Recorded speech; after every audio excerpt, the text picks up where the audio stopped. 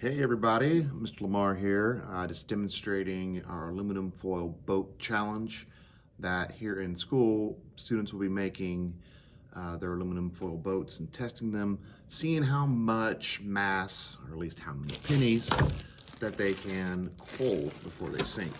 So I just wanted to demonstrate that a little bit about what's going to happen in this lab. There'll be questions below in this discussion so that you can think about really deeply about what's going on, where something that's metal can actually float, and what has to happen through physics and chemistry, through properties, so that those boats can float. So let's just look at the boats first.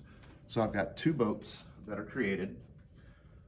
One boat's more like a flatbed, and I'm going to turn on my digital scale. I'm going to zero it. And it will go, there we go. So I'm just going to put my boat on there. So for those of you at home who may not be able to do this test, this boat is 4.5 grams. Boat number two looks a little different.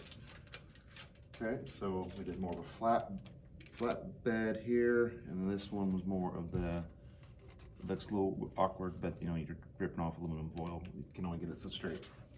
This one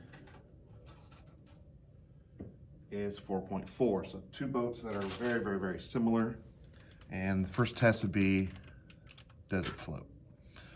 And so let's hold that up a little bit so we can see this boat is floating, like so. And the other boat, it does float as well, a little to the side though. So if I'm building a boat or design, and it does not have to be one of these, it can be something totally different than this, but your design will work.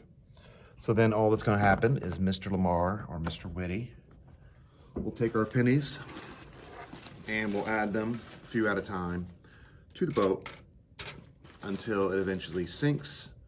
And then once it sinks, you pull the boat out and you count the number of pennies, and then or washers or whatever it is you're going to use for the weight, and then that's going to be your number.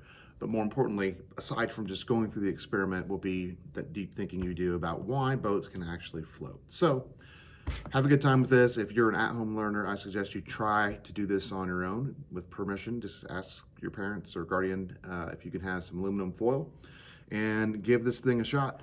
Use pennies, use marbles, use washers, bolts, whatever you have, and do this yourself. If you have a kitchen scale, that's a good way to figure out how to get the mass. Or you can use a bathroom scale and just go with something that's more of weight. So anyway, happy boat building, and we will definitely see you on the flip side.